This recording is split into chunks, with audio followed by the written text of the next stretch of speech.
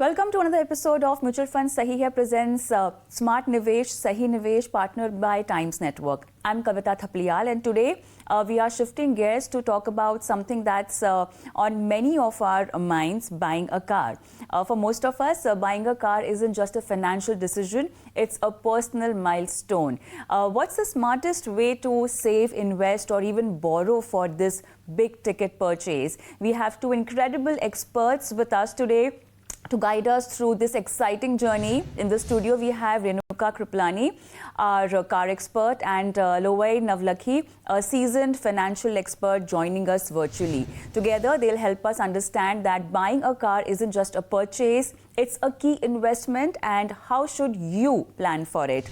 All right, Lovai and Renuka, thank you so much for joining in for this very important discussion. And Lovai, let me begin with you because, let's understand the planning aspect of this particular goal. It's a personal milestone for a lot of people. It's a very important financial goal, an aspirational goal for a few also. So how do we weigh the pros and cons of actually owning your own vehicle? Thank you for having me. I think the most important thing is to understand what is the purpose of that vehicle. Is it something that is going to be utilitarian, or is it something which I want to show off among my friends and family and then say, I have got this jazzy bike or a brand new car with me. So I think first we have to understand what the purpose is. And then obviously, then you look at the money situation.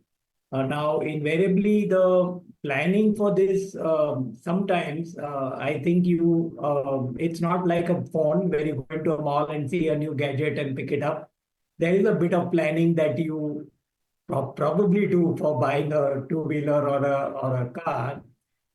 So in which case you already know what is the type of budgets, what type of loans are available, how much money you'll have to put aside. And I think those are, I would say, the first steps. One really needs to get the basics right. And when we are talking about basics, buying a car or renting a car, we are living in times where rent a car kind of services are really available at very reasonable and affordable prices. So how can one decide basis on the fundamentals that one needs to get right for this particular financial goal? How do we decide that we should be buying a car or renting a car? So I think it depends on your usage, really. If you're someone that is happy to use public transport in general scale, you don't really need a vehicle. Maybe you're a single person. Yeah. You don't have a family. It's just you. It may not be fit for your purpose to actually have the full expense of owning a car, maintaining a car. You have to pay for parking. You have to pay for cleaning. You have to pay for fuel. So there are expenses that you have to pay for insurance. So it adds up, on a yearly. It's not just that buy of a car. So I think you need to take that decision and decide how fit for my purpose is it. You really have to decide what your purpose is. If you're a family person, it probably makes more sense to buy the car because then there's a lot more usage and a lot of different kind of usage. So I think like he said, you have to really decide in your mind, what your purpose is and what your goal is to buy that car. And when we're talking about buying a car, should it be, can it be a second hand? On what criteria, parameters should one decide that? There's pros and cons to buying a second-hand car. So I think, yes, when you buy a second-hand car, you have to very often remember that it's not under warranty. These cars have been used, how good a car you get, how much mileage it's done. So, maintenance can actually be more on a second-hand car. So you have to really take a good decision when you buy a second-hand car. In that sense, it's not bad buying a second-hand car. Maybe it's your first car and you're trying to get used to it. You get something that's a lot cheaper. Okay, the first car can be a second-hand car then, maybe. Yes. You just want to get a hang of it, just see how you feel driving, maybe the distance, get comfortable, get a small car, get easy with it, and buy something that you're not planning to keep very long term, right? Okay. If you're planning to keep a car long term, it's just better to go in for a new car, spend that little bit more because your car's under warranty, it's easier to maintain, you'll have less hassles with it, you know how the car has been used or not used because you're doing it yourself. So, Lovai, what do you think about it? And also, what should be the definition of long term when we are talking about buying a car? Because people want to upgrade their lifestyle, they want to have new models, Yeah, so I think Renuka mentioned an important piece on lease. So what the lease is doing is that it's not just, yes, it's equivalent to an EMI getting paid, but the good thing many leases is that the maintenance is taken care of by the leasing company. So to that extent, you don't have additional costs. You know, this is the fixed amount that I'm going to pay and use the vehicle, and then I'm not stuck with the same vehicle for very long. I can do 3 years, 4 years, 5 years, and then change that vehicle. It's also possibly in some cases a tax advantage if you are getting it from the company, because that sort of reduces your income that's paid off directly by the company. So it's a good tax planning tool that one can use. I think if you're buying your own car, as Renuka said, I suppose there's a difference between old generation and new generation. The old generation like to keep the cars for 6, 8, 10 years, sometimes even longer. Um, but the newer lot will say, oh, there is this new vehicle, new variant that you want to shift to. So I think you have to keep that in mind, saying what is the cost of that car and what is the cost of replacement of the car when you're planning your finances. Because once you get hooked on to changing a vehicle, say every 2 years or 3 years, it's going to be very difficult for you to say, oh, now this one I am a little tight on my money. I have some other family goal. Let me extend this car for 5, 6 years. That's, from a behavior standpoint, I find that it's very difficult to do that. So keep that in mind before you get on that journey. I think, with what he's saying is you have to decide which bracket, which segment you're in, what kind of car you're looking at. And a lot of companies now offer you a buyback. After 3 years, they will give you the buyback. So you decide that I'm going in for this much EMI. I have budgeted and I've put aside this much money for my car every month. So all they do is they take back the car, you go and you get another model. I mean, everybody's doing it from a Maruti to a Mercedes. So I think there are options now available that weren't before. So it's not like you have to sell your car in the market, then, think, oh, I have to make a new down payment. So there are newer and newer ways of buying cars these days. Right. So, so buyback is one option. But apart from that, how do you make the most of it? Like, when do you buy the car? I mean, you look for offers, you look for packages, you wait during that period of time? Oh, yes. I think there are times of years to buy a car. Exactly, If you decide to buy a car in December, you probably get it this month a lot cheaper because the rollover to a next year manufacturer date of manufacture means your resale will be better. So you decide. Festive season, you get a lot of discounts. When a model is running out and the new model is coming in, that's the time to look for a car because you get a lot of discounts on the older variant. So there are times to particularly look for a car and hunt for a good deal on a car. What are people buying actually now these days?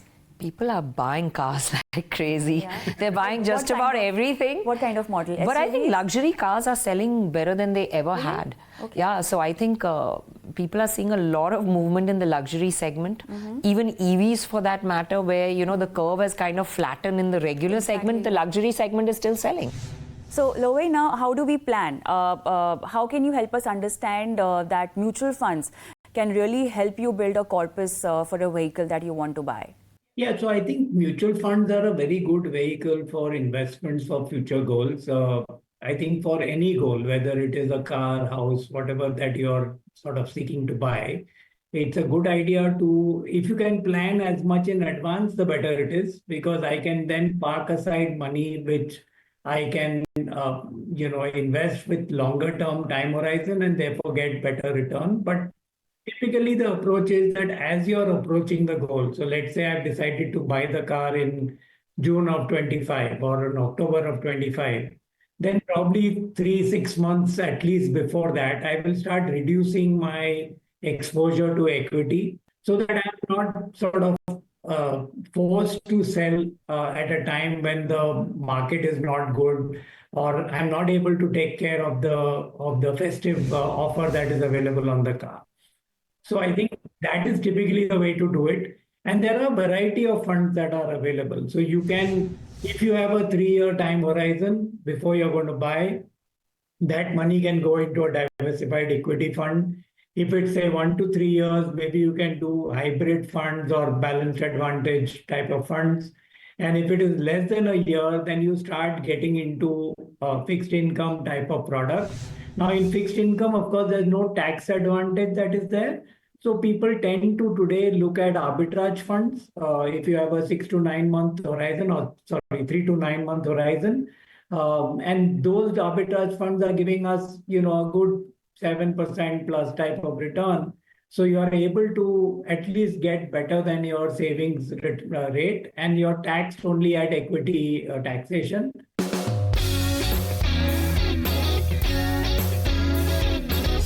Can we do, because looking at the new models launching every 6 months, 3 to 5 years, how do you come to the actual figure that you want to buy a car worth what, 20 lakhs? Prices have risen in the last 3 years. Yeah. So, you'd probably have set a goal which is unachievable in 3 years. Yeah. So my point is, I think a year would be the max I would go to look at, say, okay, next year I want to buy a car, and maybe plan for that 1 year ahead. I think that's the max I would give someone to say, okay, I'm putting aside money or whatever. So in 1 year's time, Lowe, then how do we do it? Or, we just give 1 year to finalize the model and maybe start putting out money separately that, okay, in future, maybe few years down the line, I want to buy a car. Can we do that? Probably is different from purchase of first car versus purchase of next car. So what the model that I was suggesting will work for the second car onwards, where you know that in 3 years' time you're going to replace and you need to top up some amount. Then as you get closer to the date, you start using the short-term funds. The first time, invariably, it's sort of driven by a need or it is impulsive. And at that stage, it's very difficult to plan how you're going to use the money. So if I've got to buy the car within a short period of time, so let's say within a 1 year period, then typically we will not suggest to take any sort of equity or market exposure. You will tend to stick to, short-term funds or medium-term funds. The problem with some of those, though, is there is no tax advantage. So it gets added to income, the returns that you make. So in the current market situation, people tend to prefer arbitrage funds because the tax rate is actually, the equity fund rate. So you're taxed only at 20%, even if it's short term. And you're getting something like a 7% return. So it's not that you're going to make a lot of money. Invariably, you have to put in the amount that you're going to keep aside as your down payment if you're going to take a loan for that vehicle, if you're going to purchase it in the short term. In the short term, I think, Renuka, you would probably have a better idea about which vehicle, therefore what's the cost, what sort of deals are available, all of that. And I think to the point that you were making earlier about buying the car in festive season, also sometimes the financial market plays a role because you suddenly find deals, that here is zero EMI and stuff like that, and you get tempted to. All this can be factored in, once if it's a short-term goal. But then even if it is a short-term goal or a long-term goal, apart from budgeting, in terms of features, in terms of after-sales services, what all should be on your checklist? You have to budget for not only the car, you have to think, am I buying an EV where I don't have a lot of additional expenses? But that also, I would say, makes sense if you're driving a lot. So you have to see your usage pattern. So fuel cost, like he said, maybe a chauffeur cost. A lot of people don't factor in insurance, which is a yearly expense. It's something that you have to renew every year. You don't think about it when you buy the car because you get a deal and the guy, the salesperson tells you this is the deal, but when you go to renew your insurance, then there's confusion. But now there's a lot of new methods of insurance, like people are doing insurance where it depends on your usage. So if you're not using the car a lot, you can actually pay as you go depending on your mileage. So there are a lot of factors to consider. And I think what really needs to be done is planning, financial planning. You need to know X is my income. Aspirations are many, but you need to decide what will fit in my budget easily and leave me comfortable so that I'm not stressing at the end of the year that, oh, this is an added expense or that is an added expense. So I think you need to really know income versus expenditure, what can I afford, and then look for something in that segment. So Lowe, now how do we plan on taking a loan then? How do we plan a... Will you get the best sort of loans? So in the digital world, I think that's become a lot easier. You don't only have to go to your bank. most often the car dealer will also have a tie-up and will have options available to offer you loans as well. So you can evaluate those and then decide whether the EMI that you're going to pay if you're taking a loan is not going to sort of put a lot of pressure on the cash flow for you. And sometimes you look at only the cash flow for the first 2 or 3 months, and you've forgotten that, oh, now there's going to be an extra cost because your child is going to a school where the fees are going up. And that suddenly comes and hits you, and you say, oh no, now I'm really struggling to make the month on month sort of expenditure and the cash flow meet. So I think you have to take that into account before you decide. Obviously, many of the loan companies will communicate a flat rate. That's not really the rate of interest that you're paying. So you have to do a calculation and figure out what is the rate of interest. I think today's time, it's probably in the range of about 10 to 11% for a car loan. But if you're taking a second-hand car, it'd be significantly higher and so on and so forth. So take that into account. I think, a lot of people, like he said, look at that rate of interest. Yeah. They'll compare and they'll look at only that rate of interest and say, oh, I'm getting 6% or I'm getting 8% or I'm getting 10%, and they go in for the loan based on that. Right. But I think you need to do a little bit more research. Like what? For example, the one thing that comes off the top of my head, if you're buying a Mercedes, say, you've always had that aspiration. I mean, most boys have that aspiration. I want to own a 3-pointed star. You finally, get that raise at job, you have the down payment, you can own it. You'd probably look at a lot of banks, get a great rate, but you forget that Mercedes has their own plan where they allow you things like this, where he spoke of, like if you have a child, you have an expense, they allow you to pause. So for 2 months, you can actually pause your EMI. So I think research is important. Getting deeper than just the interest rate in what you're paying and looking at what are the facilities this will give me beyond just the interest rate. I think that's there for everything now, whether it's insurance, whether it is your car loan, whether it is the initial buy, like what kind of cover am I getting, what kind of extra am I getting in my cover. You actually have to delve into those details more to save your money overall, as opposed to just that initial. We all go for the initial discount, we all go for the initial interest rate, but I think you have to go a lot deeper than that now to be able to save money long term, because it's available actually. So exactly, make the best out of it. There's a variety of things available, a lot of them that I discover along the way when I sometimes get to know, which I don't know exist as well. So it's a lot of research and a lot of actually planning when you've zeroed in on your product to know that, okay, how do I get the best deal possible in this? Asking the right question is important. So, Lobe, now, since we are talking about festive offers, now to make the most of that, one has to pay within a specific time period. Most of these festive offers are like that. Over here, could you explain us how mutual funds can actually serve to provide liquidity for those payments that might be required, to be made on a short duration?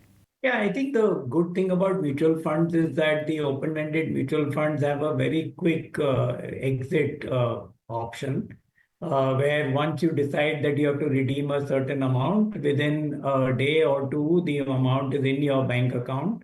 So that's probably the best things about the liquidity options in mutual funds. Of course, you need to be aware as quickly as possible. If you know when you need the money, then you can plan from which scheme, etc., you want to take out the funds, taking into account taxation and other things like exit loads, etc., that might be there. So you have to look at that. But it's as good as having the money in your bank, except that you can't swipe your debit card and spend it. So all right. Okay, I do have a lot of questions, but then my time is up for this particular discussion. Thank you so much to you, Renuka and Lobai, for being there for our viewers, and great insights and a roadmap and guideline for the most aspirational goal that people have of buying and owning their own car. Thank you so much for being on the show today. Thank you for having us.